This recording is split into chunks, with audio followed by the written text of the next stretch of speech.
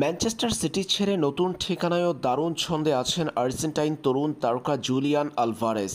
Atletico মাদ্রিদের main striker তরুণ এই Argentine সবশেষ লা লিগার ম্যাচে মাদ্রিদ ডার্বিতে রিয়াল মাদ্রিদকে অ্যাটলেটিকো মাদ্রিদের উড়িয়ে দেওয়ার দিন জোড়া গোল করতে দেখা গেছে জুলিয়ান আলভারেসকে। নতুন মৌসুমটা দারুণভাবে শুরু করেছেন এই আর্জেন্টাইন। এর মাঝে ইউরোপের বিভিন্ন তথ্য বলছে জুলিয়ান আলভারেসকে দলে নিতে আগ্রহী বার্সেলোনা। প্রায় দুনিয়ার সেরা ক্লাব থেকে প্রস্তাব পাচ্ছেন জুলিয়ান আলভারেস।